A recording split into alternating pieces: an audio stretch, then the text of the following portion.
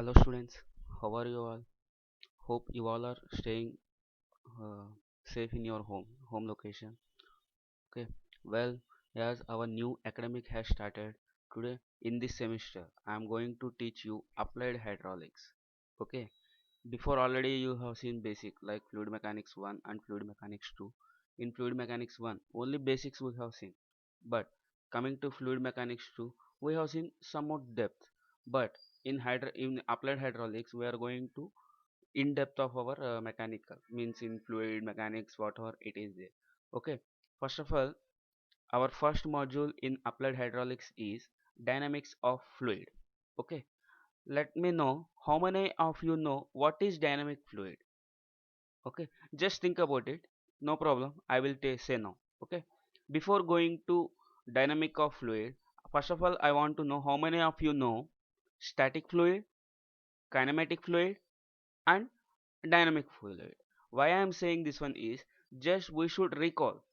Okay, by recalling our previous sessions, our means our previous topics, then only we can go through. Okay, now first let us start here. What I said, ours one is first of all we have to know what is static fluid, what is kinematic fluid and what is dynamic fluid. Okay, first of all I will show you what is static fluid. See here, here there is one small statement. Static fluid refers to a fluid at rest. A fluid at rest has no shear stress. Consequently, any force developed is only due to normal stresses. Okay. Just in simple language, I will say. For suppose there is one bar here, one jar we can say. Okay. In this jar, we are having water.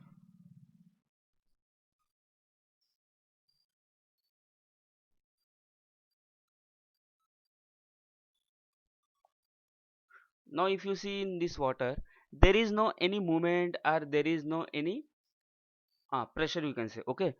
Without pressure, there won't be movement.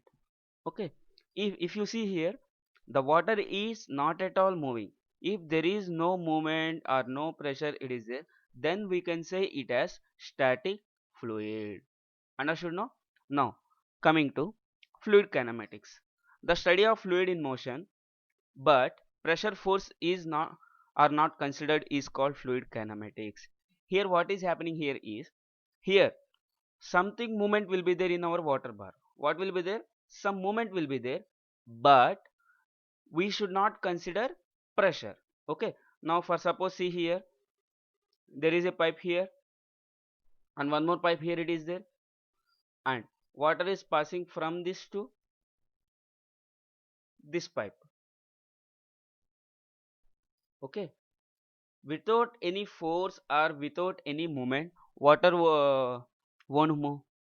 Okay, because here due to means what I am saying here is, the water will have movement means the water will pass from this pipe to this pipe. Okay, but if you are not considering pressure, then we can say it as fluid kinematics. Now fluid dynamics, if pressure force are also considered in fluid motion, then it is called fluid dynamics. Means the water is passing from here to, from this jar to this jar. Okay, whenever it is passing through by some small pressure. Okay, if you are considering both pressure and motion, then it is called fluid dynamics. Okay, understood? Hope you all have understood. Okay, if anything doubts is there, please ask me after this session or in questionnaire session. Okay, now our first topic is dynamics of fluid. Okay, already I said our first module is dynamic equation, dynamics of fluid flow. In this we are having two topics. Okay, only one topic is there, that is momentum equation. Here we are having two derivations. One is momentum equation with pipe bend and another one is momentum equation with sprinkler. Okay, both the derivations we have to see and we have to solve the numericals. In our first session we will see momentum equation, what we can say pipe bends. Okay, first of all we all have to know what is momentum equation. It is based on a law of conservation of momentum or momentum principle. Just now I said, if you see in my dynamic fluid introduction, what I said, there will be some movement in your water. Okay, and pressure also will be there. If you are considering both, if you are considering both, then we can say it as momentum equation. Okay, now here obviously it is based on moment only, because without pressure water won't move. So here the key role is momentum. It which states that net force acting on a fluid mass is equal to change in moment of flow per unit time. What here I will say for you, here it is. See here, just here there is a pipe, okay, and here there is a small collection tank. What I have connected here, small collection tank. Water is passing from here and it is flowing in this jar.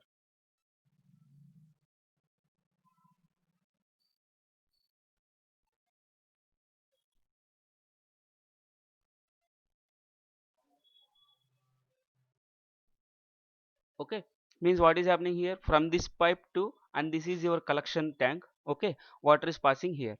The net here, see here, the net force acting on a fluid mass means how much force is acting on water, whether it is water we can say, or whether it is mercury you can say, or whether it is coconut oil you can say, one type of fluid we can say. Okay, overall force is equal to change in moment of flow per unit time. Means for suppose, see here, this is a small pipe, okay, and here there is one big collection tank, and water is storing in this collection tank. Okay, and to store this one, how much flow it is required, how much flow it means how much pressure is required, and how much time is required here.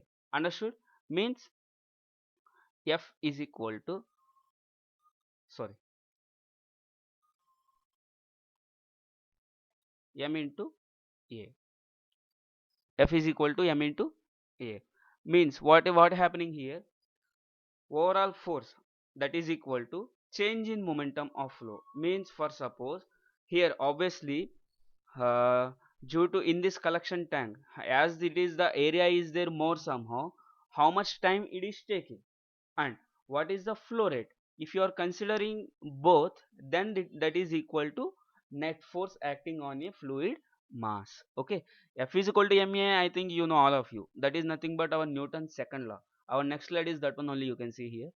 See here, the force acting on a fluid mass m is given by Newton's second law of motion.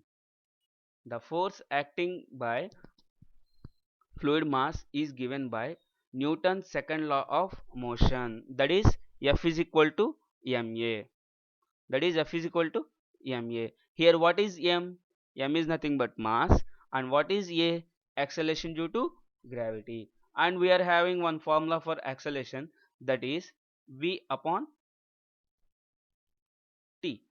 Now if you see here what I said here, here here what is happening, some fluid is there, means some content of water it is there, and that much content of water is collecting in this tank. Okay, but if you see how much water is there in this pipe, how much water is there in this pipe, and how much water is there in this pipe. If you see the storage capacity of small pipe and collection tank, as comparatively small pipe is somehow lesser than collection tank. Okay, now what I said here, velocity is nothing but, sorry, acceleration is nothing but velocity upon time. Means what is happening, for suppose I have taken a stone, okay, I am throwing this stone from here to here, and it should, this is our ground level, this is our ground level. Means small stone is traveling from here to here, from here to here, how much distance it is there, and how much time it is taking, both we have to consider here.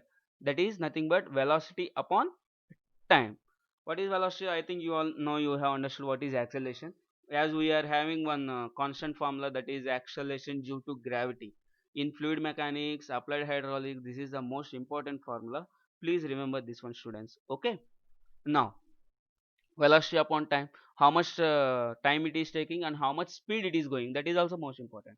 Here v is nothing but it will calculate in meters, velocity we can say, and time, how much time it has taken. The overall unit per unit is here meter per second. Okay, now from equation 1 already here a it is there, a is nothing but dv by dt. Now you may have doubt, sir said velocity upon time, then why